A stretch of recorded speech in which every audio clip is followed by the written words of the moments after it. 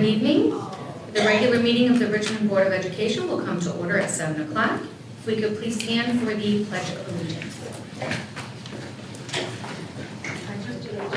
To the flag of the United States of America and to the republic for which it stands, one nation, under God, indivisible, with liberty and justice for all.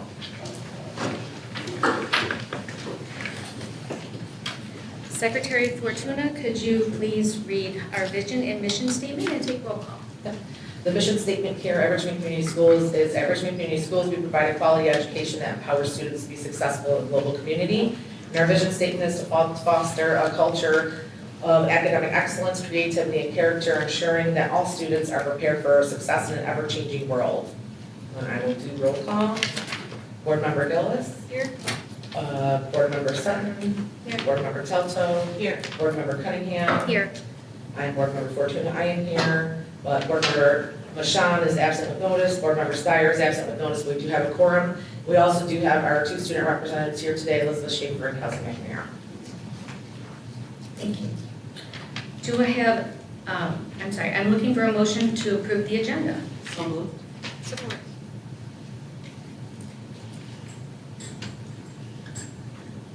All in favor?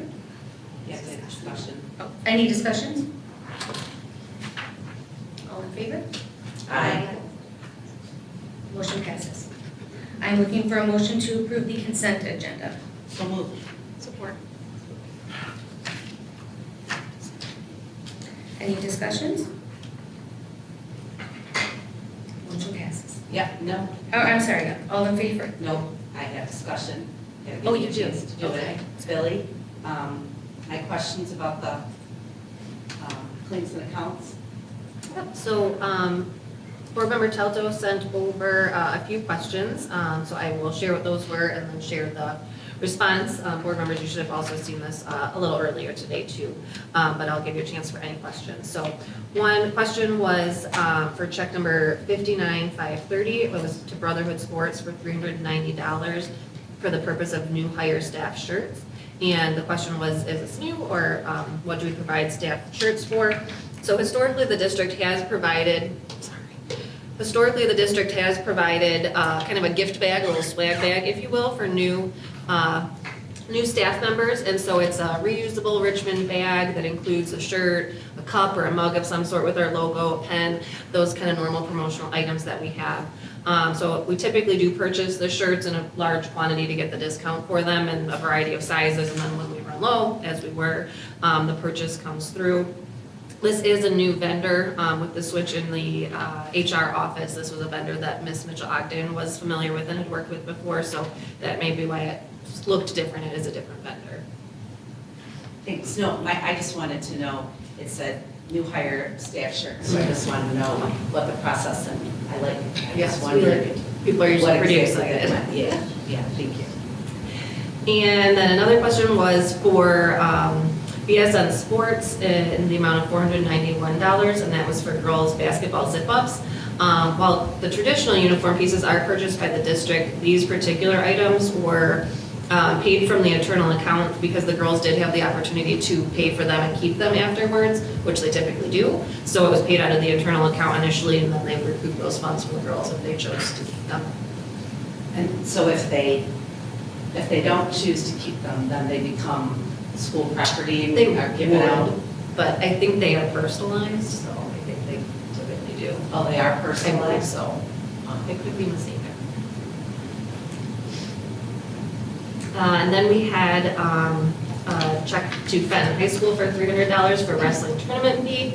Again, that one was paid out of an internal account rather than the traditional sports athletic account. The school account does pay for post-season tournaments, so the tournaments that you would earn your way into as you move up the ranks in that post-season. If any of our teams in any sport do choose to do an in-season tournament as an additional tournament, then we have asked them historically to pay for that out of their own internal account that they're doing fundraising for of that nature. And then the next one was the $700 check to Kauai Piano Gallery. And that was an additional charge when we did the purchase of the new pianos that was made following the elective department curriculum purchases. There was an electronic piano that was purchased for the middle school choir room, but upon installation, it was not compatible with the technology in the room to be able to utilize their speakers and connect to the screen in that room, which was really what was the goal of having that new piano in that room, to be able to have it be fully functional. So we were able to exchange it for a different model that was compatible, but the $907 was the difference. That other model was, of course, more expensive, unfortunately. Okay, so how did we wind up ordering something that wasn't compatible? So when Ms. Clore really was leading the charge on that, she did explain to the vendor what we were looking for, and so they did have that information. They had thought that it was going to work. They came and, they were very hands-on with the whole process. So I'm not sure if it was just a miscommunication on their part or them not understanding, but we were very clear with them what we needed. But again, upon hooking it up in the classroom, it did not work. And so they were able to realize what the problem was, and it was the other model that provided that. Did it cost us anything for an exchange? No. Return? Yeah, they were very good about doing all of the moving, shipping, and handling all of that stuff at no additional charge. So the difference was just simply the different device. And then lastly, we had a check to Stefanski Accounting in the amount of $4,585. And that was during the time when our business director was out of the office for an extended period due to some family issues and then ultimately bereavement as well. And so Ms. Holly Stefanski was contracted to maintain the efficiency of the business office during that time. She's an independent contractor. She came very highly recommended from several districts across the county. So we did just actually kind of close out her last few items that she was supporting us with and helping us with during that absence. But it was definitely very helpful to keep things moving and have her supporting us there. Thank you. I didn't know the name, and it's a professional services, so thank you for that. Absolutely. Any other discussions? All in favor? Aye. Motion passes. Our next item on our agenda is our presentations. For the first three presentations, we will be recognizing 3 special staff members, and after each presentation, we'll have a photo opportunity in the back for everybody. And I'm going to hand this on over to our intern superintendent. Thank you. Okay, so again, we are always so excited to honor our staff that kind of put in that extra effort to seek out grant funds that we know can greatly support our district and our students and the various initiatives that we are doing throughout the district and throughout the school year.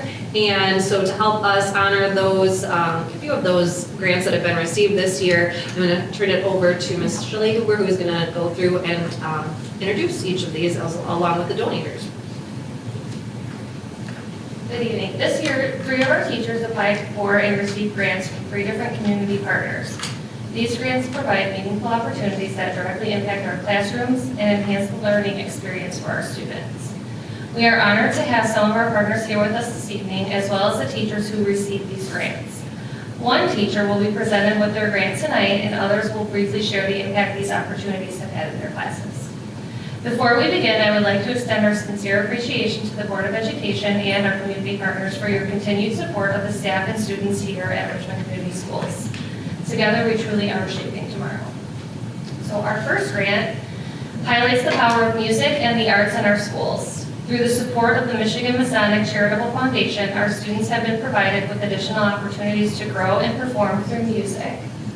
At this time, please join us in welcoming Ms. Linda Smith, Mr. Zink, and Mr. Gray as they present Ms. Smith with her grant award this evening.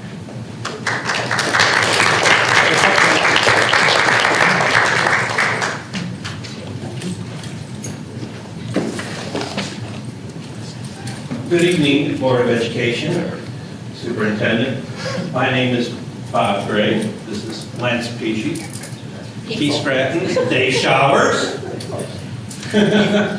We are from the Richmond Lodge of Free and Accepted Masons. For about the last 6 years, we have been running a charitable foundation program with the help of our grant chapter of Michigan. We have, in our lodge 3 communities we support: Richmond, Armada, and Memphis. So we have been giving, for the last 6 years, $500 grants. And to earn the grant, you have to submit a letter. Ms. Smith gave us a beautiful letter. I have a copy here. And from what we've read, she plans to do some fantastic things with the money in that. So we look to help our communities do charitable foundation work. How many are familiar with what Freemasonry is? Just a few of them. It's not unusual. A lot of people don't know. How many are familiar with the Shriners, the work the Shriners do? Well, to be a Shriner, you first must be a Mason. So you have to go through what we call our Blue Lodge to become a Mason, and from there are actually many variations beyond just the basic Masons. So at this time, Ms. Smith, get the check for $500. Oh, you're very welcome. You're very welcome. The check is made out to the school district, so you can take your receipts, submit them to the school district. No, unfortunately, the rules say we can't quite do that. Sorry. So, also, before I step away, some of you have the flyers. We also do, for the Willoughby School, our Books to Bike program, which will be coming up here shortly. We are having a fundraiser on the 21st, and I'm going to ask Dave Showers to speak on this a moment, as he is the coordinator of the event. Dave? I know. Gave him advance warning. This is our 19th year of doing this here at Willoughby Elementary. And it just is near to my heart. And the bikes have gotten really expensive, you know, as everything else has. And so we have this fundraiser. So I just like to invite everybody to come to our fundraiser. It's at Strikers. It's on the 21st. And every kid that signs up will get a bike, whether it comes out of our pockets or the fundraiser, and statistics show that by the 3rd grade, a child is going to grasp reading or they're not. And that's why we picked the 3rd graders, and it works out great. I mean, I wish you could come into the assembly and see these kids when they come up and get a brand new bicycle. It's like giving you a brand new car. You know, and it just melts our hearts with these little kids. But that's all I got to say. Thank you very much. Thank you. Pete, last. Yes, I think it's me, right? Okay. Quick picture. And there's a backdrop to the side. Yes. Can you say something for a Oh, yeah. I don't want to take up too much time. Sure. Sorry, okay. I just had to share the story really quick. I will be quick. Okay, these are the tuners. And how I already have a tuner is because of this reason. A week before my concert, 5 students came up to me and said, Miss Smith, my ukulele broke. Miss Smith, my ukulele broke. Miss Smith, my ukulele broke. I'm like, what? It was the day before midwinter break. I'm sitting in my room on PD, and I reached out to Port Huron Music. And I said, did you buy these ukuleles for us? Because I know they're service our instruments. And they said, no. As a matter of fact, they picked them up for me. They go, they're not fixable. I'm like, what am I going to do? I have a concert. Okay, I'll just buy them for the kids. No, I can't. Let me call COP. So I called California. And I said, here's my dilemma. Do you service our school out? No, we don't. I tell you what, the person that I was speaking to was William Charles, the director of education that helps schools. He said, how many broke? I said, 5. So let me see, California, when's your concert? Next Friday.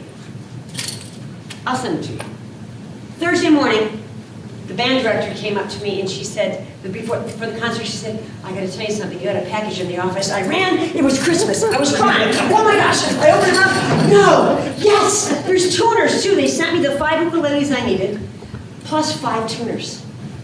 And so I called them today, a second call to thank them, told them that I was being awarded the grant, and I also called the Michigan Opera Theater, and I told them that I was being awarded the grant, and they said, Well, normally we charge $5 a ticket for the buses for the kids to come. I tell you what, if you get the buses, we'll do it for free. Wow. Gets better, it gets better. So I called Colin, I said, I know you sent me 5, would you sell them to me at a discount? But you know, if I need 15 more for all the kids, and then I could use the rest of the funds, because the Michigan Amphitheater to perform, it's $600 if they come to us. And I'm okay, well, I can come up with another $100, but that's no problem. I said, but then I don't have enough for my tuners. He said, well, you know, we're having our meeting tomorrow. What's your email again? I sent it to him. We're having a meeting tomorrow for donations, so I'll let you know tomorrow how that goes. So I wanted to cry, because your $500 is not, it's going to cover the Michigan Opera Theater come perform for us. I'll throw the extra $100 in, that's okay. Plus, if we can get buses for the kids, we can take another group of kids to the Opera House, which is beautiful, for free, and we might get some more of these. I'm like, wow, that $500 is going to be amazing. I have so much more to say, but I got to go, because I'm writing another grant for the to do a musical for next year. Another miracle happened. One of the teachers came up to me and said, she said, you know what, I just saw this thing in my inbox for Disney, and you might want to look into it. I'm like, okay. What? Musicals? For free? No. And they are the musicals that I did at Fox Elementary. All the Disney MTI Broadway musicals. I'm like, not all of them, because I didn't do all of them. I'm only doing the ones I've done before. So I just submitted that grant today as well. I won't know until mid-year if we'll get that, but if we end up having our 4th and 5th grade the way we might have it next year, then I can do that for them too. And I tell you, whatever you do, however you help these kids, you're helping me to help these kids, because I really love them. I really do love them. Thank you all very much.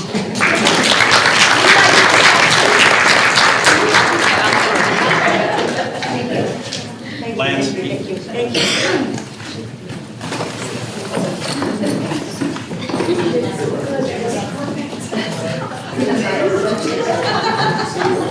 I was doing it quite shortly. How about you?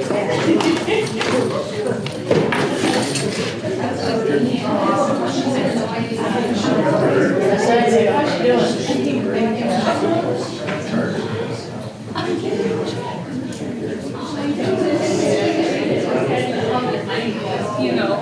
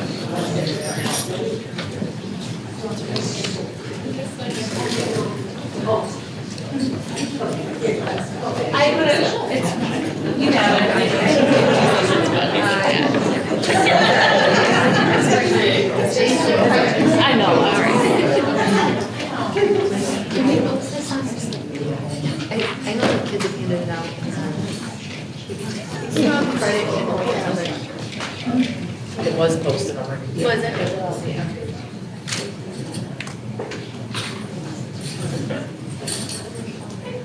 Next, we would like to recognize another one of our valued community partners, L&L Partners. A special thank you to L&L Partners for their continued generosity and support.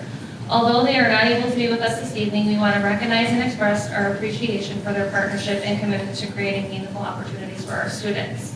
This school year, Miss Ann Gallagher was awarded the L&L grant. Through this opportunity, she has been able to provide engaging hands-on learning experiences for her students.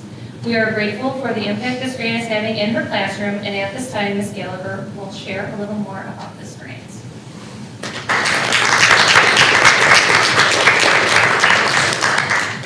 Okay, I'm just gonna give a little background, so I don't know if I've ever done it before. So I'd like to share with you a bit of the history regarding the grants our district received from the L&L Education Foundation. L&L Products out of Romeo, Michigan started their education foundation to give back to the communities that their employees reside in and to focus particularly on STEM education to help prepare students for the future. I received the first grant in 2018 after Mr. Walmsley forwarded the grant to me. I was creating the new STEAM program for the elementary school, and this grant was an opportunity to get materials needed to get the program off and running. Since then, we have been the fortunate recipients of 5 grants totaling close to $35,000. The grant funds have allowed me to provide materials and lessons for my current position in grades 6 through 8, and this year I was able to include the K-5 STEAM program as L&L doubled the amount of funds you could receive from their usual $5,000 to $10,000 that you could apply for. So here are some of the items that we were able to purchase through this grant. For K-5, they were able to replenish the dash robots and accessories that I received back in 2018. Those needed to be replaced. Our beloved B-Bots are now called Blue Bots, so she was able to get some of those and mats. And then some iPads and cases and a really cool plant time-lapse camera. And then for the 6-8 program, these are previous ones that I've had through grants to them. Hydroponic systems, aquaponic system, grow lights, and an outdoor greenhouse. And then this year, with the grant, I purchased Hummingbird microbit robots, beeswax kit, chicken DNA kit, wind power kit, solar power kit, grains for the United States kit, Sears cereal science kit, and then I also got a couple things for the Farmers Club. I got garden glove and popcorn science kit. So the L&L Education Foundation is giving grant opportunities on a yearly basis. It used to be every other year, but since the picture now they're doing it every year. I want to acknowledge Gina Walker, who is the accountant and program officer at L&L, and all the members of the foundation for their continued commitment to STEM education in Richmond Community Schools.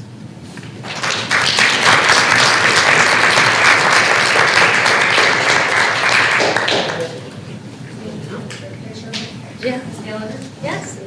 I think she was trying to get out.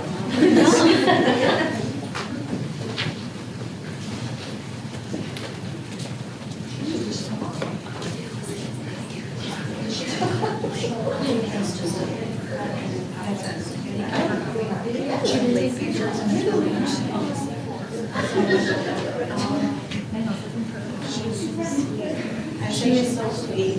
So do you want to share about what the grant is before? Okay, I just want to. I do.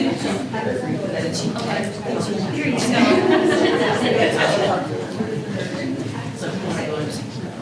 And then you want to share after? Okay, perfect.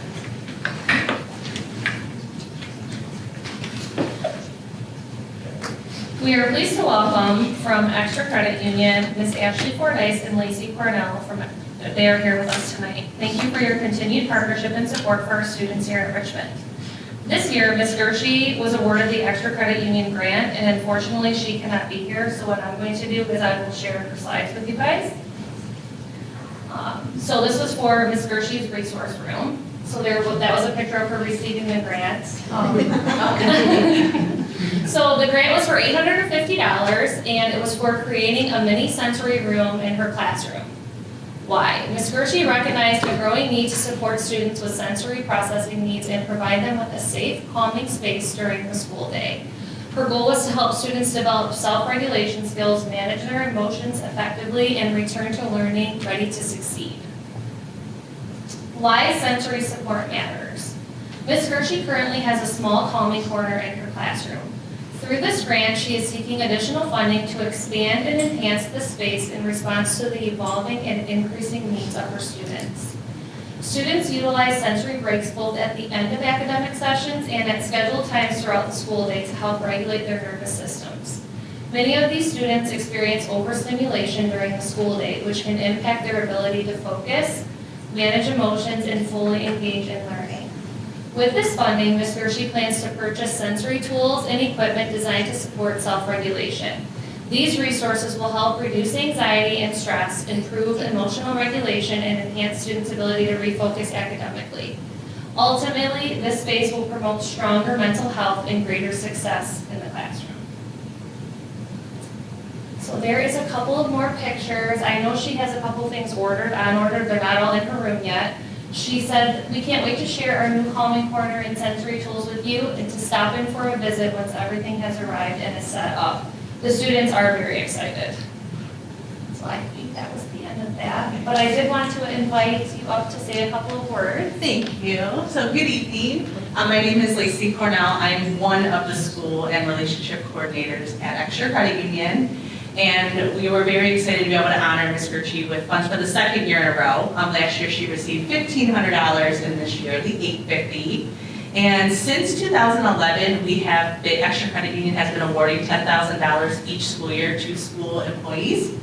And this application process runs September 1st through about the third week of December. So for anyone that would be interested in additional funds for next year, that will roll out. Since our inception in 1954, we have been committed to offering free financial education resources to school staff and their students. And over the last several years, we've been able to extend those services to Richmond Community Schools. And we are very excited to share that we have purchased real estate in New Haven. So we're actually opening in a branch at 27 in Gratiot. And this will allow us to further our partnerships and our reach within the Northern Community Schools. We call them schools, and we're excited to continue this partnership. So I wanted to show, we've actually had the privilege of working with the elementary school. We've done March's Reading Month. We've been in the high school and done presentations, and then we hosted a Money Magic show at the middle school last year, so that was fun. But we created a little outline that shows educators the type of presentations we can offer to bring into the classroom, and they're all resources for free. So we were just excited to share this, and we do have some resources that you guys can look at later and if you had any questions. But we are honored to be able to award funding, and we look forward to the partnership in the future. So, thank you.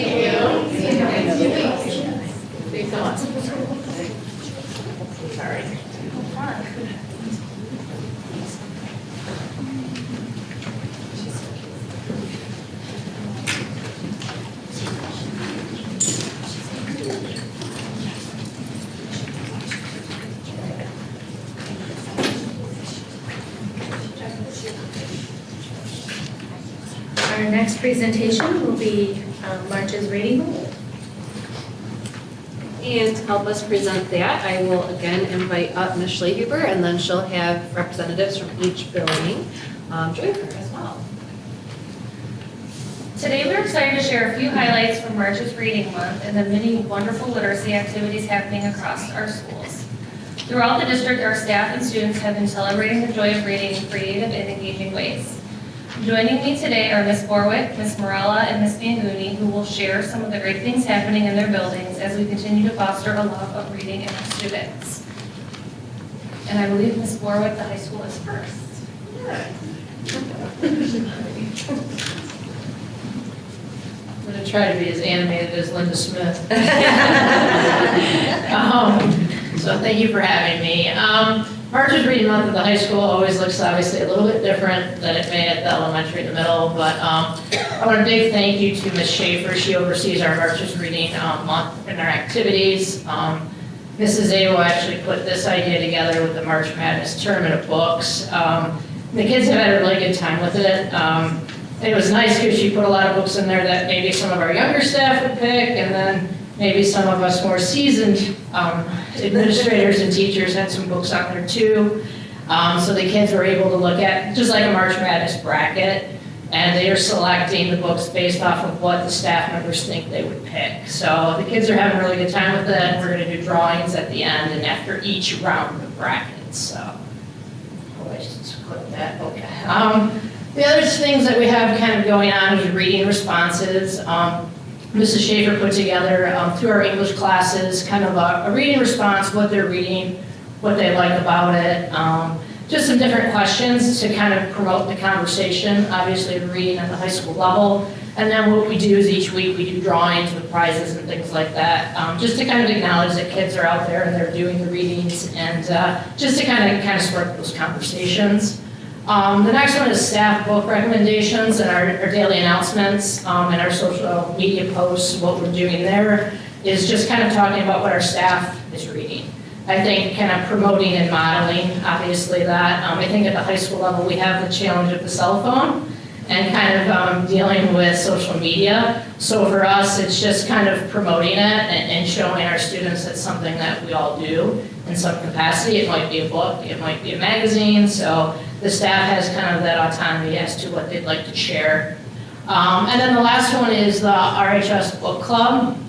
And what we have there is once a week, Mrs. Schaefer is bringing staff and students together. There's a couple of pictures there showing, our first meeting, it was a small group, but, they were talking about books that they were reading or book recommendations, having some good conversations. The one guy popped in real quick, and one of the conversations was that they had to take their book and use staff members to input them into characters within the book. So it was a fun conversation, and it was just kind of a neat thing to hear a kid's perspective on. So the last thing I want to do is just thank Lynn Pierce. I don't know that any of you know her, but she was a former parent of ours in the district, and she worked with me in the PTA when I was at the middle school, and she donated hundreds of dollars, Barnes & Noble's gift cards, tropical smoothie, big books, bookmarks, books. Just out of the kindness of her own heart. She doesn't have kids in the district anymore, but she's really tied into the library system in Macomb County, and she sees the importance of it, so I just wanted to thank her as well. So, any questions for me, the high school? All right. What book did you recommend? I haven't yet, so Mrs. Schaefer, thank you, Margaret. Mrs. Schaefer did give me my slip, so I will be sharing that with her this week. Yes, it might be a magazine, but I'm still reading. Yes, she is good. Don't you listen to the announcements? I'm not here with that. Oh. Valid. I did place my votes last week, yeah. Thank you, Ms. Warwick. All right, next we have Ms. Morella and Ms. Salins to share in the middle school what they are doing.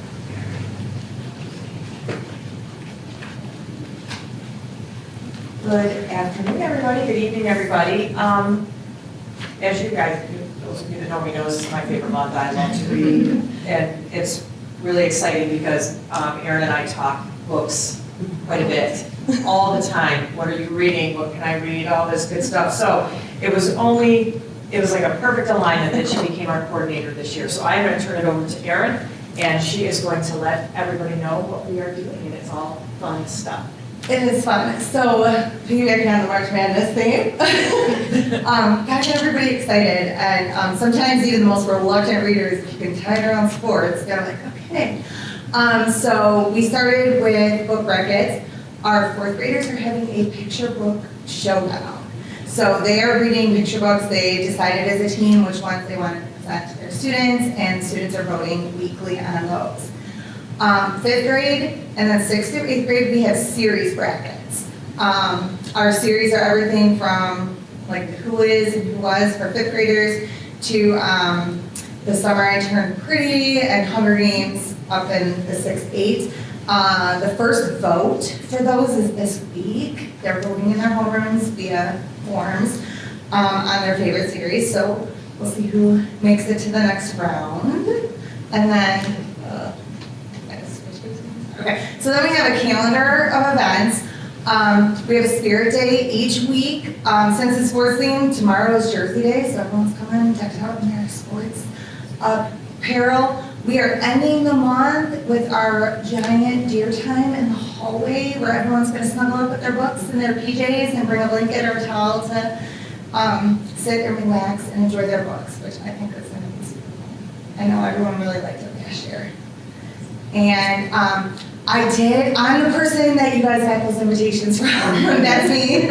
I sent them out, I believe, last week. So if you are available anytime in the month, please reach out because we do really want to have guest readers come in for our students. they love being read to. I know personally, Jen and I have talked a lot, during my SSR time in the elective I teach, we're reading a novel. We read 2 chapters every week. And they are like, are we reading this week? We can't skip it, even when it's like a half day. So if you can, please call me. That's everything. Is that everything? Okay. Thank you. Thank you.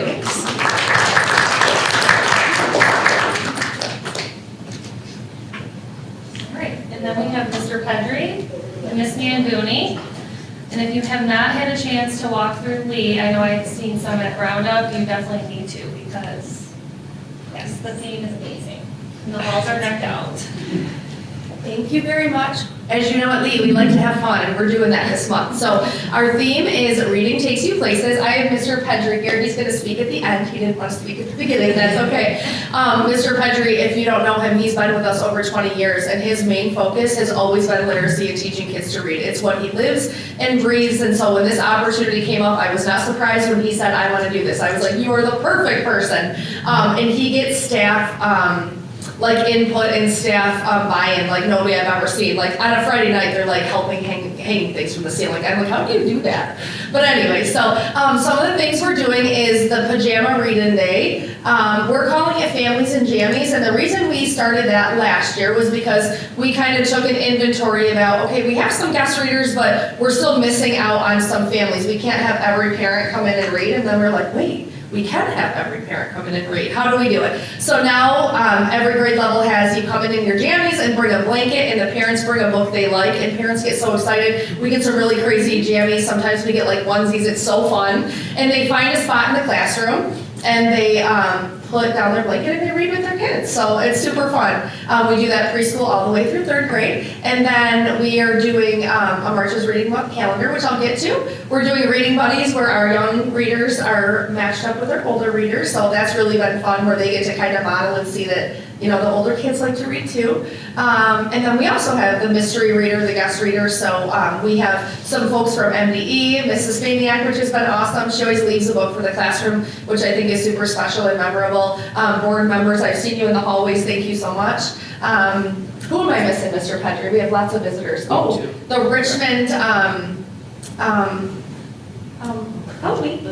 Ms. Richmond. Miss Richmond, I'm so sorry. Oh, beautiful princess. Yeah, I know, sorry.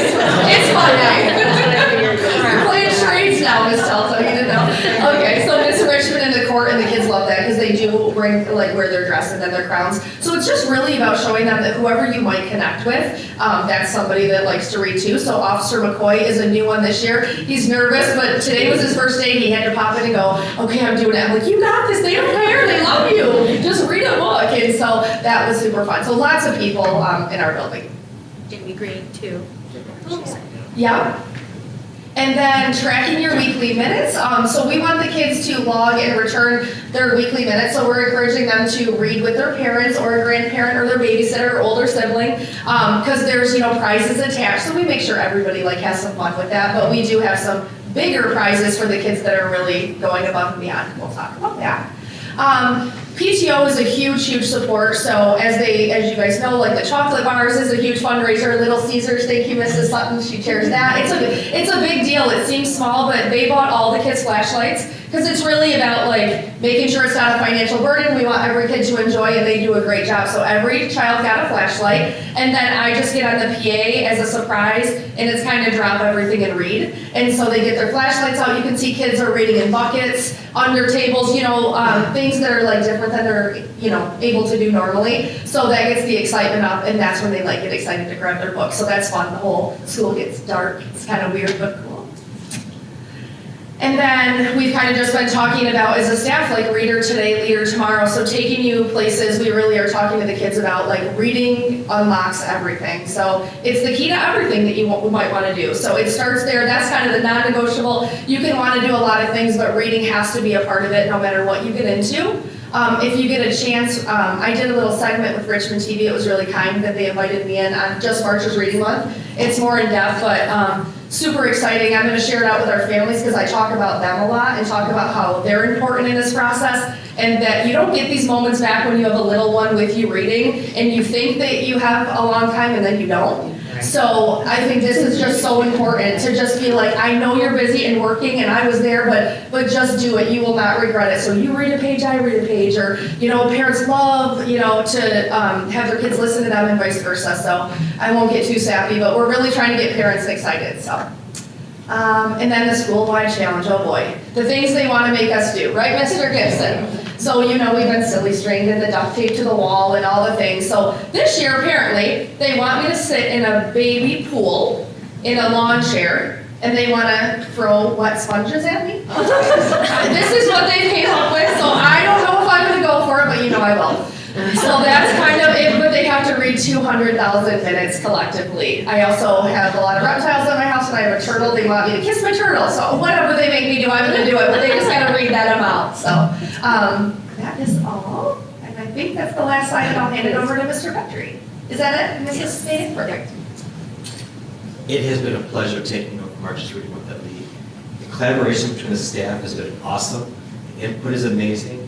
We have great parents involved in coming into the school. Families and Jammies Day is my favorite. Parents come in are so excited coming with their kids. One example was yesterday. Kindergarten did not have no one to read with last week. Her mom had to work. She was so surprised that her grandpa showed up unannounced to read with her. She actually started to cry. So moments like that make it worth the time and all that effort. So thank you again, and I hope you continue next year. One other thing we do at Lee also I want to mention is with Jimmy John Field, all the students will have an opportunity to earn a free ticket to a Jimmy John's game by reading a certain amount of minutes. So that's another approach that we do at Lee as well. Thank you. Awesome. Thank you.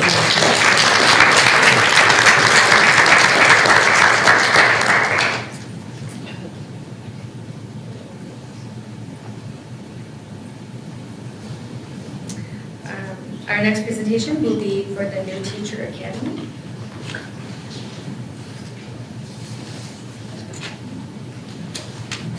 Okay. Another important initiative happening in Richmond this year is our New Teacher Academy, which supports and mentors our newest educators as they begin their careers in our district. Joining me tonight is Ms. Jar and Ms. Rutman, who will share more about the New Teacher Academy and the opportunities it provides to our teachers. Thank you. I'm Mrs. Jar, and I'm going to start out telling you why we do it and what it is, and then Ms. Rutman will tell you what we've done with our new teachers this year. The MDE requires all teachers to have professional development hours every year, but as new teachers, they have an additional 90 hours that they have to get in their first 3 years, and that's separate from what the district provides. And in the past, all of our new teachers have gone to the ISD for their New Teacher Academy at some cost to the district. I don't know what that cost is. I did that academy 30 years ago. We started talking a couple of years ago, actually Ms. Staples and I and Mr. Walmsley, about the possibility of having a Richmond New Teacher Academy tailored to our teachers and what they actually need in our district. And last year, we continued the talks, and Lily and I collaborated some over the summer and got approval to give it a go. So we meet with the teachers once a month for 2 hours. There's also an hour of their mentoring, and there's a reflection log that they have to document their time. And we talk about the topics that are important for all new teachers, but also related to Richmond schools. And one final note is that we made it is a mandatory that if they choose not to attend the one here in the district, they can go elsewhere, but that's at their own time and their own cost. So we provide this to them. Hello, everybody. So some of the things that we talked about, but I did want to mention, it is new teachers to the profession, as well as our new teachers to the district. So make sure that even though they might have teaching experience, they're coming to us within a new district. So we want to make sure they have all the information they need to be successful in Richmond. So we offer it to everybody, but who we typically will see show up are our brand new teachers, first, second, and third years possibly, as well as teachers new to the district. They might not need those 90 hours, but they want the information. So, and it actually kind of helped with the instructional coaches. Jess and I worked with many of those teachers anyway, as we have been helping coach them within those first few years here. So we see them at the New Teacher Academy when we are going over some of these topics. So some of the things that we have talked about for this year 1, and some of these will be elaborated for year 2 and year 3, where we will also be adding some new topics for them. So we talk about Power School and Schoology and how to use those, possibly even entering log entries and what that would look like as a teacher. We talked about classroom management and some practices and strategies in helping teachers that are new. As we all know, when you're learning how to be a teacher in college, you don't get all of those great tips and strategies, so we try to provide them as experienced teachers when they're coming into the district for this New Teacher Academy. We had Preston Trent come in and present to all of our teachers about the safety protocols. Even though he might have done that in the buildings, he was able to come in and do that for our teachers exclusively. And then, of course, they had time to ask questions or whatever they needed. And pretty much every time we have a meeting, again, it's one a month, Jessica and I would be doing like a Kagan strategy, because many of these teachers have not experienced the Kagan training. That's something that happened a little while ago, and so we've been kind of incorporating some class builder strategies or some team builder strategies or some other strategies for instructional cooperative learning. So we show that, and they can take that back with to the classroom right away. We've talked about, especially for our new teachers, what is parent conferences like and what that might help, some things they might need to know to be helpful and be successful with that, and communication with parents is key. Not just what our contract says, but we need to be communicating with our parents as much as possible, especially, that typical rule of communication within 24 hours if we do receive an email. We are going to be talking more about standardized testing, because that testing season is coming up, so that's going to be something we talk about most likely at the beginning of April, and/or if they have questions, we're always available even now. Talk about curriculum, staff resources, obviously professional etiquette and responsibilities there.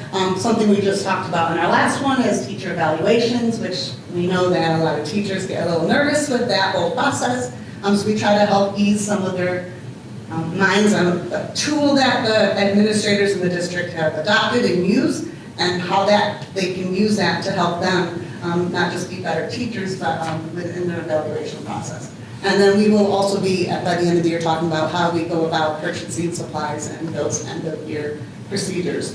In addition, we had like J.D. Clausen come in, and she talked to the teachers about IEPs and the type of special support we provide, 504s, and even our English language learners, and some of the additional supports that they receive within the district.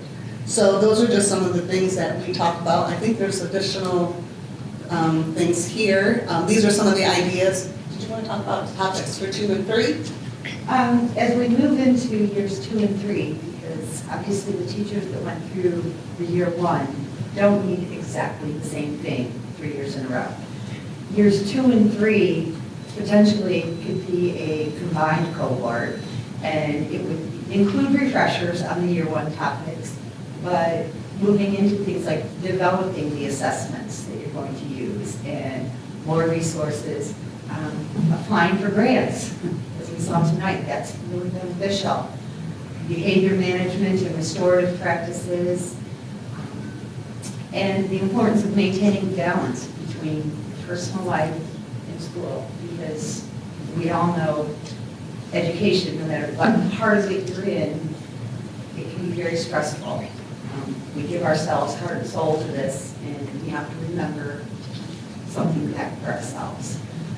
And then at the same time, the new teachers would be having those year 1 basic topics ongoing at the same time. And also the topics, Adriana, Jess, I presented, and we do offer and invite any other staff members that have information. I've reached out to Sarah and also Angela from Human Resources to potentially have them come in and talk to our new teachers about that aspect of the job, because a lot of these young kids coming out of college they have no idea what does this tax card mean, or there's insurance plans. So it's really been a benefit. And one of the things that we provided was hot tips for teachers, where we surveyed the veterans and just gave them this list of things that you would never think to ask. Last slide, I don't know if it's the last slide, but we just showed, so these are some of the actual pieces. So like our evaluation tools over there on the right and the bottom. We didn't even go over how to enter an absence for Red Rover. That's something like many of our new teachers would not be accustomed to and or be familiar with. So and that helps even our new teachers into the district because they might use a different system than the other district that they came from. We did talk about mandated reporting. We even showed them MOEX, which is the actual state of Michigan, where we go in and they look at their ratings and all that information, and their evaluations get entered into that. So we showed them how to enter that, and all of the PD that they are required would be entered there. That was one time that we worked with them, and there's the hot tips that we were talking about. The big three pieces, that was what Cheryl was talking about earlier at the very beginning of the year. Billy and Cheryl gave them a folder of these required components to go through with the new teacher academy. The very last slide, I think our last slide here, this was a really fun Kagan strategy that I think Jess and I were pretty excited and proud of. I don't even remember what it's called, but Who Am I is what we used. It's a Kagan strategy, and they hopefully went back and maybe even tried it with some students. But we printed a whole bunch of random celebrities or people that are famous, and we put them on their back, so they didn't know. So they had to ask only 2 questions. I think it was 3 questions per person, and they could only ask a question that was yes or no. So it was extremely funny to see the older teachers that wouldn't know some of the young people that was a celebrity, and they didn't understand. And then there were some that couldn't tell me, or they couldn't figure out who Madonna was. Elvis.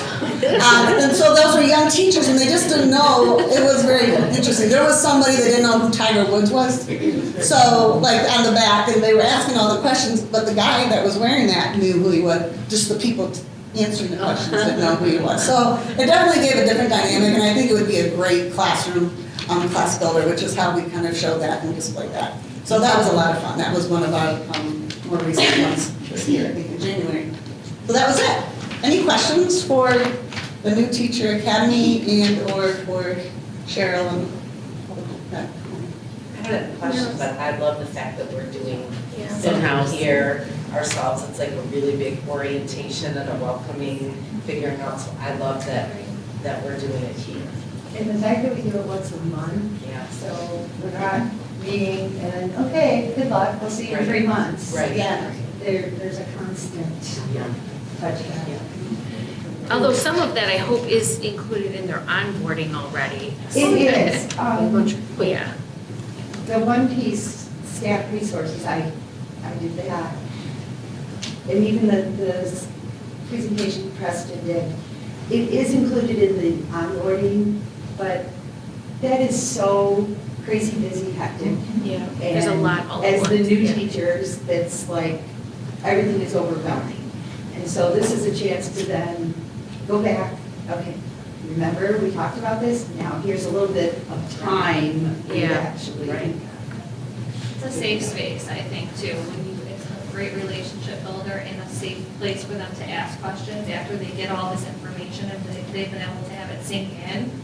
And then it's kind of like, oh, it comes up again, and then they can come and ask their questions. And then it is awesome. I am glad that we have it in-house because I think, New Teacher Academy at Macomb is great, but when you're with your peers across the district, it makes a huge difference. So I'm excited. And the dynamic too, not just being only those first or second year teachers, because we have staff, like we said, that's come with many years, like Linda is usually there, so she has many years of experience, but new to Richmond, so she makes it a point to make sure she's there. Obviously, she can give different pieces of advice to those newer teachers.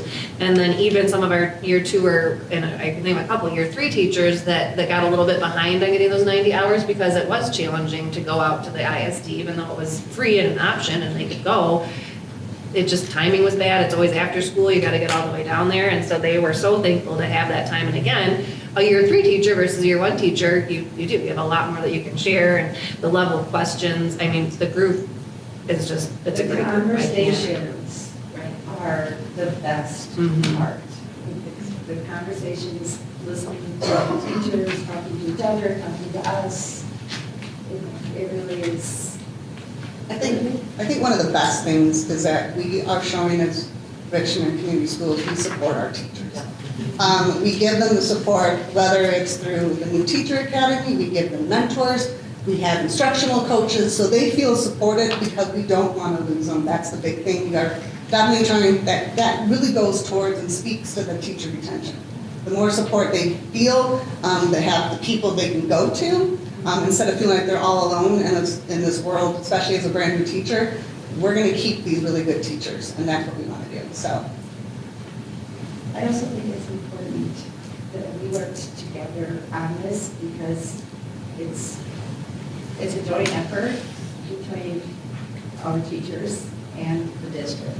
So it's not something being imposed on them that some people could feel that way. But we're saying, no, we created this together. Thank you. Thank you. Thank you.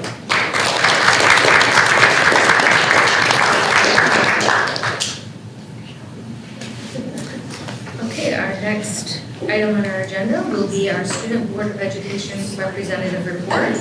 I will now turn this over to Kelsey McNamara, who will take that. For Lee Elementary, the Early Learning Child Center at Will L. Lee Elementary recently hosted its annual preschool roundup, and the event was a big success. Families from across the community had the opportunity to visit the school, meet staff members, and learn more about the exciting programs offered for our youngest learners. During the event, families were able to tour classrooms, explore learning materials, and ask questions about our preschool and GSRP programs. Staff members were available to help guide families through the enrollment process and share information about what makes our early childhood programs such a special place for children to begin their educational journey. Preschool Roundup is always a wonderful opportunity for families to see firsthand the engaging and supportive environment that our students experience every day. Children who attended enjoyed exploring the classrooms and participating in fun activities designed to spark curiosity and excitement about learning. We are proud of the continued growth of our early childhood programs and are excited to welcome many new families to our school community. For the middle school, March 1st kicked off Reading Month at RMS. We're so excited to celebrate all the things reading. On Thursday, March 5th, the 8th grade concert band participated in the MSBOA District 16 Band Festival at Warren Woods Tower High School. The band was awarded a strong first division rating from the panel of 4 educators in the Class D division, earning 16 out of 20 possible A's in the various categories and even included a few A pluses. The performance was very well received by the audience and the judges. They gave Ms. Shack for helping our band continue to be amazing. We're so proud of our 8th grade band. Our 5th grade students are enjoying their time at our annual trips to Starbase. They're so excited to share what they experience each week. And finally, our final Student Cyber Safe School presentation will be held tomorrow, March 10th, in our middle school cafeteria. Our final presentation for the year will be a parent and community presentation on Tuesday, April 7th at 6:30 in the RMS cafeteria. This will be part of our RMS Parent Empowerment Night. More details to follow.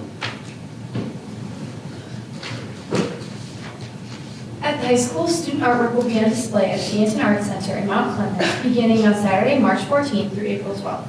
Congratulations to the 20 students who made the show. Robotics will be competing at Marysville High School this weekend.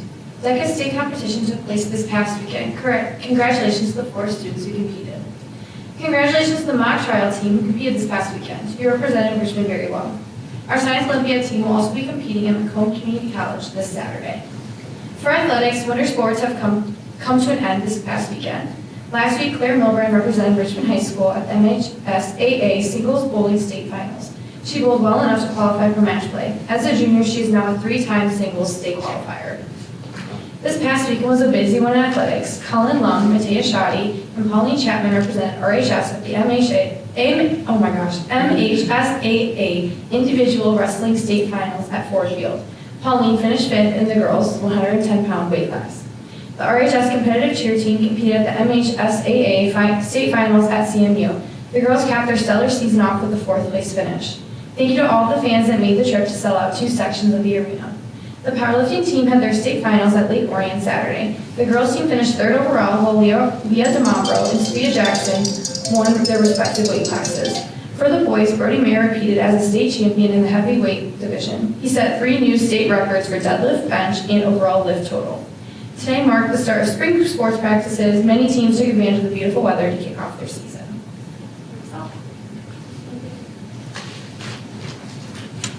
Thank you. Our next item on our agenda will be our superintendent search update. For that, I just have to say that the Michigan leadership will still be accepting applications until Wednesday, April the 1st at 4 o'clock. If you are interested, we ask that you please go to our district website where you will find our superintendent search tab. That has all the pertinent information that you will need. Next on our agenda, we have our bond update. Trustee Toto, do you have anything to report on this? I do, thank you. A couple things that Billy and I have been talking about, so I'm gonna do my part. I just want to talk a little bit about our social media friends. One of the things that is out there is that going for the bond in May is a secret thing that the board is doing. There's nothing secret about it. You can have your elections November, May, and August. And as a board, when the bond didn't go in November, we decided to go again, and we're going again in May, and that was all public. And the reason we're doing it is because we need it, we're full, and by the bond not passing in November, that put us 2 years, in essence, behind the things that we'll have to do, so that's why we're doing it right away in May. Again, it's no secret, it's, we legally can do it, and we chose to do it because we need it. There was also some questions in our friends on social media that talk about us being a failing school. We are not a failing school district by any shape or form. There was talk about our previous bond, where our football field and the, what's it called? The turf, thank you. The turf field, that was done in the last bond, and the last bond was a $38 million bond. The turf amounted to 2% of the total part of that bond. So there's conversation out there about frivolous spending with doing that turf field, and while we didn't need the turf field, there's truth there. We wanted it. The turf field, we do get revenue from that when we rent it out to places, that want to have sporting events. Our band is able to use it to get ready for competitions. The upkeep of being able to have a field that is not destroyed by weather is a big deal. And this board, maybe not everyone that's sitting here at this table, but when that bond was passed, we made a commitment that every year we would put money aside, $100,000 a year, so that when the time comes where you have to do repairs, upkeep, I think we talked 10 or 15 years is what the worth of that turf, and we have continued to do that, so we don't have to go back out to the public and ask for a bond to do the stuff. We've been setting money aside. Conversations about the weight room that the board should have thought back then. If we are running out of space, why do we put this big fancy weight room?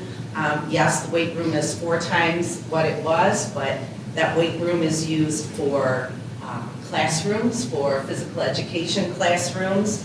And that bond in 2019 was all about getting us to the point where our facilities were updated, our roofs were done, heating and cooling things, safety things, all of that. So Nothing was frivolous in that bond, and there's nothing frivolous in this bond.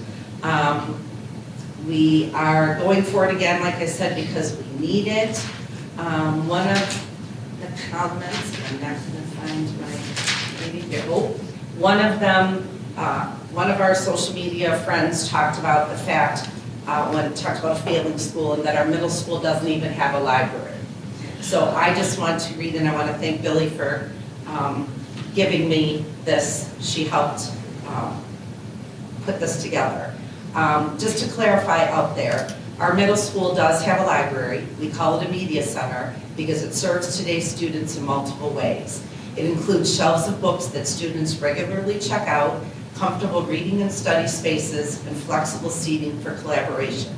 New books are purchased every year based on student interest, and the space is staffed daily to support learning. It is a well-used hub of the school. So we do have a library in the middle school, and great things are happening, and this board is going for this bond a second time because we need it. We are full because of all the great things we're doing. And so I just encourage our social media friends to really listen when we're speaking, look at the stuff that's going to be coming in the mail to you, and just get some accurate information when we're talking about it. That's it. I'll share a couple more points. As we go through the bond updates in the next few meetings between now and May 5th, I'll go back and share some of those kind of logistical details that we know are very important, although I wish I had Margaret's job. That's the more fun stuff, all the great things that our students will get to experience. But I'll share the nitty-gritty of what it is. So again, this will be on the ballot again on May 5th. So why are we seeing this again so soon? We know we were there in November. And unfortunately, the reality is that we were very intentional in our planning. We knew exactly what was needed and what space we need to add so that we can continue to provide robust learning experiences for our students, but we also saw that voter turnout was very low in November for this particular election. And so we really, again, want to make sure that this time it's very clear what the message is and why this is so important, and just really ask people to come out and please vote. We still require that space.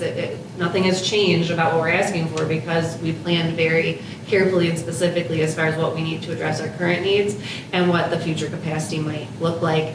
And we very luckily are able to do that with no increase of the tax burden, which is not always the case in a bond proposal, but that is the case now, once again, for us. So in order to think about, yes, we know in some cases, especially our middle school, we are already out of room, if you will. We have students in classrooms that are not intended to be classroom spaces, our stage. Again, our gym is split in half pretty much throughout the entire day, as far as kids only being able to utilize half of that space, which is meant to be one whole gym space. Office spaces are split in half. Teachers have to rotate in classrooms at different times throughout the day to make sure that they have a space for those students. So that particular building already experiences this. But if we look at enrollment moving forward, we have a couple of things that we have to look at. One is our head count, and it's important to kind of keep in mind there's a difference between how many bodies are actually in our building every day versus what money we are making per pupil for those students.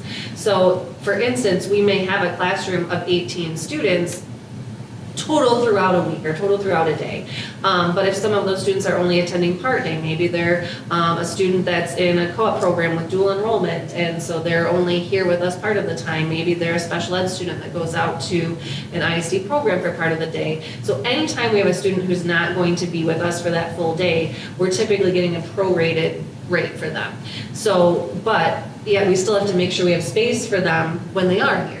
So that is something that's important to point out, is that, sometimes that actual bodies in seats might feel a little bit different than what we're actually getting the money for, and that really can put a strain on us as a district. So that's one piece to keep in mind. Additionally, we can look at the enrollment from the past and kind of look through the projections of the future. And the next slide will show a little bit more about those projection reports that we received from 5 different research companies. They kind of come together in a collective one entity that we are able to look at. So if you look from about 10 years ago, from 2015, 16 up until last school year where we have our full final count from, that trend is going up. Like anything, like a stock market, like the weather, anything, you're gonna see little ups and downs as you go year to year, but it's really important that you look at that trend of multi-year to really see where you're going so that you can prepare for the future, prepare for what's coming. So like I said, there's 5 methods that exist to show us potentially what that growth may be over 5 and then over 10 years. So again, we pull all of those together to get that one model, and this front graph shows, again, you can see that line very clearly trending up from this particular graph is looking at 23, 24, and it's giving us that trend up to the 28, 29 school year. So again, starting at that school year 2 years ago, just over 1,600, and then looking at, depending on exactly which model you look at, on the small end, almost 1,800, on the high end, 1,845. So either way, looking at a lot of growth in buildings where we're already out of space. And here's the 10-year projection, so pushing out a little bit farther, and that one we do see in the combined models a 21% increase. So really, no matter how you look at it and which model you choose to look at, all of them are showing a significant increase between 5 and 10 years from now, which is, certainly in that 5-year mark would be when we would be able to complete the renovations of this particular bond ask. Our community has supported millages in the past, even if it was, something that was more so about renovations, or, perhaps people thought that it was about sports and fields. Be that as it may, they were supported. So in 2007, we saw $6.5 million approved all the way through 2019, and we have the potential to, again, with no increase to the taxpayers, this year we could potentially see another bond increase of well over that amount. So how much might this no increase millage be? We look at our bottom line, we're at $51.8 million, which is actually a little touch more, well, more than a little touch, about $200,000 more than what we presented in November, because the interest rate has gone down. So I guess if there is a silver lining to speak of, it's that, hey, maybe it was meant to be, that it passes this time and it didn't pass then, because there's a potential for a better increase. Again, $200,000 we can do a lot with. So again, that number is a little bit higher. It's not because the ask is different, it's simply because the interest rate has decreased between November and now. So we can get more bang for our buck if it were to pass. And how does that work? We often use that term, no increase. How do we get 50-some million dollars if there's no increase, right? How could that happen? So in July of 23 and 24, the millage rate was reduced. And that's shown kind of in that purple section. You'll see it went down just a little bit in those couple of years. In July of 26, so this year, the millage rate is expected to drop 1.7 mils. And that's indicated where you sort of see that difference in the green. It does have the potential, if nothing changed here, if we didn't go for another bond proposal and there was no ask, it would go down. But by the bond being approved, if it were, then we would just keep the millage exactly the same where it is, and that difference of making no change here, this year in 2026, would keep us flatlined. So instead of having that decrease of the blue line, ultimately the blue line would stay up here, where on this graph it shows a red line. So that is how we're able to gain $51.8 million without asking for more money. It's an ask for the same. I'm going to give just little snippets, like I said, between this meeting and the next few meetings through the month of April. So next time we'll talk a little bit more about the scope of the bond and what we're looking to do with all of that. And also, we definitely want to invite everyone to join us at the State of the District address, where we will feature a virtual tour of the project. That's on March 25th at 7 p.m. in our auditorium. Thank you. Our next item on our agenda is our Blue Devil Braves. Sandy, do you have anything? I mean, I think we have a lot to rate, a lot happened this weekend. So, I mean, just congratulations to everybody. I know there was a lot going on this weekend. Some did better than others, but still, you know, I mean, there was a lot of state competitions, which means we made it there. So great seasons by all.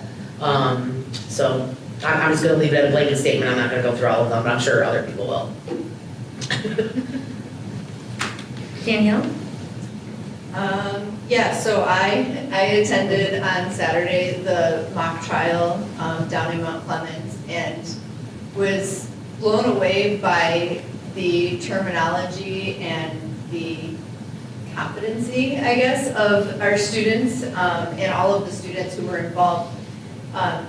There was 2 judges specifically that said some of you, like they give them a review at the end of how they did and their pointers and their goods and bads. And 2 of the judges that I sat in specifically said to the students, some of you performed better than some of the attorneys that I see on a daily basis here in the courthouse. So they were really impressed. I was really impressed by the questioning and the being on your toes to ask those questions and pivot. So that was really cool to see. And then also I wanted to thank Mrs. Hunter, Mr. Conan, for being able to go in their classrooms last week. And then I'm also going to be in Mrs. Isselman's classroom this week and then 3 others next week. So thank you ahead of time to those for letting me come in and read to the troublemakers, kiddos in their classrooms. It was a lot of fun. Sarah? Yeah, kind of echo what everyone said, so many things. So I happened to be in Mount Pleasant this weekend with cheer, and they did a great job. 4th in the state is an amazing feat. Sounds like everyone should be proud of everything that they did this weekend, from DECA to art to powerlifting to cheer to mock. I mean, it was so many things, but I just think good job to everybody. Margaret? I want to give a rave to Lee staff for the kindergarten and preschool roundup. I went to both. Just the amount of people that came through both of those nights is unbelievable.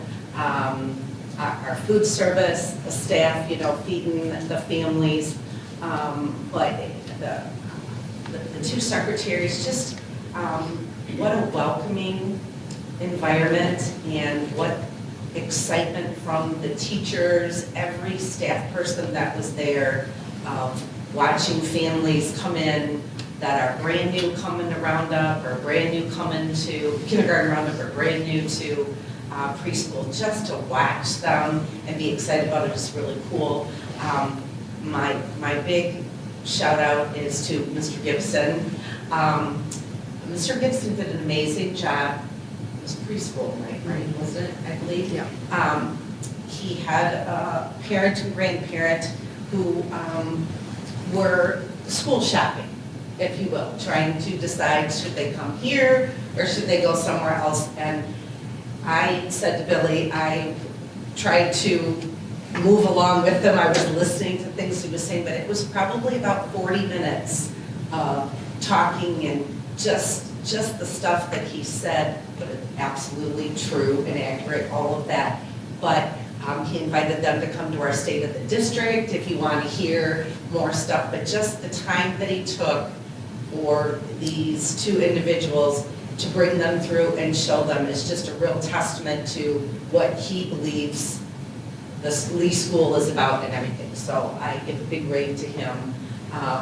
And yes, I do want to echo, I went to my first cheer state finals on Saturday. Our girl Elizabeth, just, you guys were fabulous, the skills and Miss Fortuna, they're correct.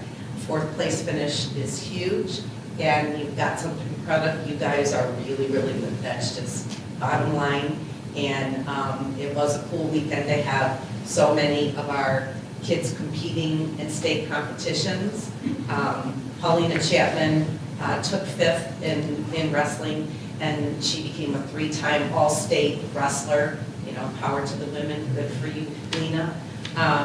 And Brody Mayer in the powerlifting, he had his signing today. He's going to Northwood to play football, so I went to his signing today.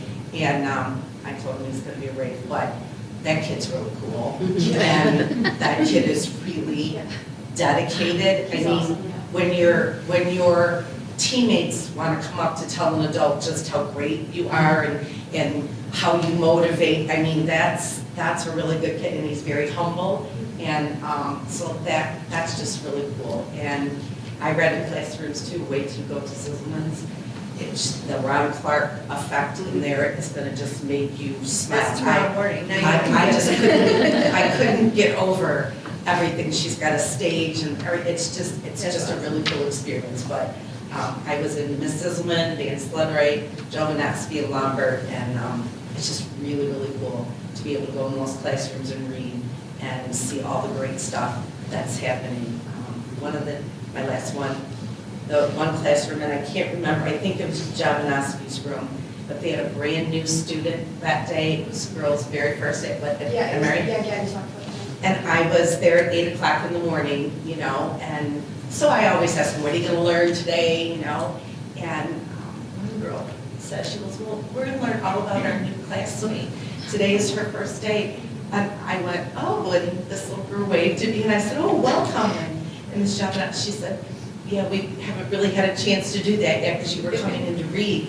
But they were all excited to learn about this girl. And you guys, if that's not the coolest thing, to sit there and watch a group of kids just be so welcoming to this brand. It's March, and you're coming in brand new. These kids have been together all year long. You got me. So we got some cool kids in that building. That's it. Great, thank you. Next item on our agenda is our interim superintendent and legislative update. Mrs. Haley. Thank you. Great, so I will, again, not reiterate everything, but of course, huge congratulations to our multiple teams and students that were part of state events over the last week or so, and also to our band for the middle school band for the Division I rating. So we will make sure that we get some of these students in here so that they can get a proper congratulations from the board later this month. We do have our NHS inductions this Wednesday. That's at 7, so you should have received that invitation from Ms. Shackman. If you're able to come, please let us know, and we'll make sure to honor the board members that are able to join us as well. And then I did mention in the last report, our State of the District event is shaping up for March 25th at 7. And we also launched our parent district survey for district improvement. That is available on the website and was sent out to parents via email. It was also available in person during conferences. That's open through March 11th. So we want to encourage our parents to take that survey if they have not had a chance to. But even as of the last time we checked, I think, Ms. Labor, we were well over the amount. 151 is the number. Right, which was, I mean, a good couple dozen more than last year already. So we're glad to see that participation. Legal update, there's really not too much new. I'll go through a few things. We know that the last time I presented, the governor had just put out her recommendations for the state budget. And so, of course, now it's kind of that ping pong back and forth of, why is this good and why is this bad? And some of those arguments that ensue until things are finalized. So as far as things impacting the school state aid, there was a House appropriation subcommittee on the school aid fund, and that was kind of on behalf of the schools. They had Matt Schuler, who's the director of government relations for MASA, and then Bob Kefchin, who is a part of MASSP. And so they were really representing the gap between the current per pupil funding levels and the resources that would be required, and making sure that was clear to those politicians that were part of that decision making.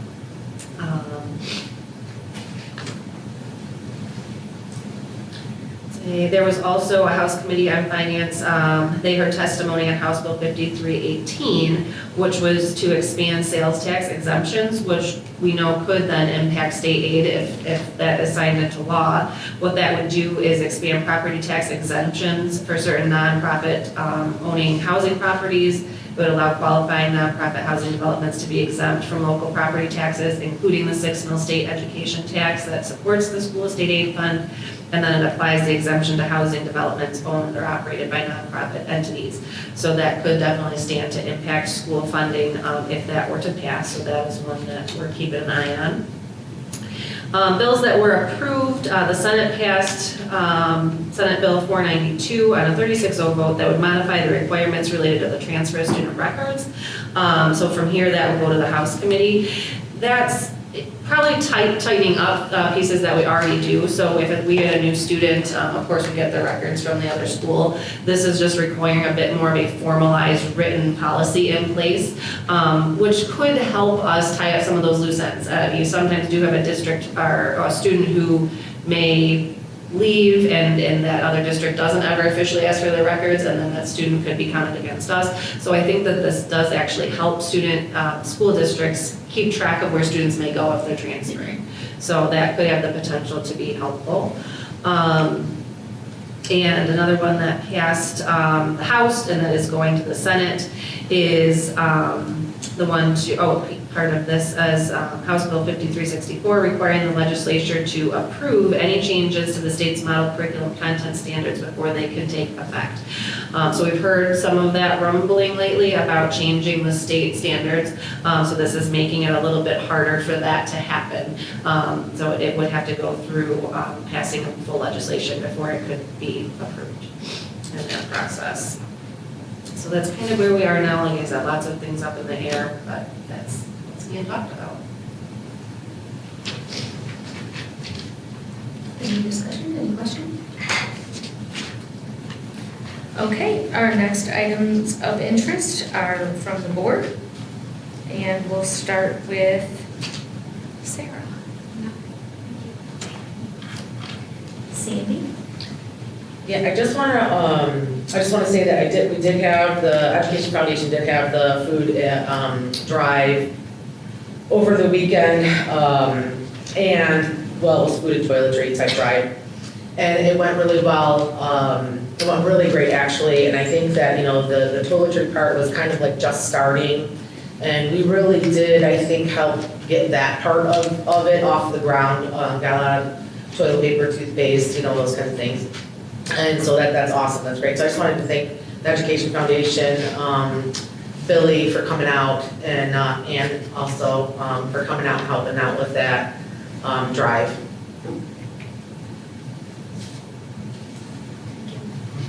Danielle? Yeah, I just thought of this while you were talking, Billy, so I don't expect an answer right now at all. But before I forget, and I was just looking at my phone, the 27L funds that were going on, I'm just curious if we ever panned out any thoughts or brainstormed anything about that, but I don't expect. I have a brief update I can give you. I will be asking for a closed session during the next board meeting so that we can talk about that. Gotcha. Margaret? My only thing is, it's March, so just to ask Billy where are we at with budget conversations, like you and Tammy working together, and what's the plan of when those kind of conversations are going to come in? For amendment? No, for budget talks for next year. Right, yeah, so so the next year's budget would be June, officially, right? So that would be that early June meeting. Yeah, hopefully we're going to talk about it long before June. Right, so that would be, so the second amendment piece of it, we're looking at sometime in May. Just with some of the other pieces that we have up in the air right now with superintendent and Bob, we thought that would probably be the smoothest time. So we're working on everything, but that's when we did intend to bring it to the board. In May? Mm-hmm. So just yeah, so that would be like second amendment piece, right, to finish out this school year to kind of see where we stand and then present, I guess, if you will, so that in June we get approved for the next year's. It sounds like they might have a budget, a state budget early this year for us, from the things I've been watching. It does sound like they will probably be much closer to the timeline than they were last year. I'm sure they were. Okay. I don't think they are. Right, it could be much nowhere near the time. time. That would be cool. Yeah. Okay, and for me, I realized that I skipped myself during the race. So I just wanted to give kudos to Ms. Shack and 8th grade band. Obviously, another rave that has already been out there for their MSBOA festival reading. They won, good job. And other than that, no, I do not have any item. So next on our agenda, we have our public comments. Since last meeting, neither myself or President Bashan has received any emails. I did talk to her yesterday about that. She hasn't received anything yet. So for public comments, now, at this time, any member of the public will have 3 minutes to address the board. Please sign in and state your name. If you wish a follow-up response, please check the box yes and write your contact information on the sign-up sheet.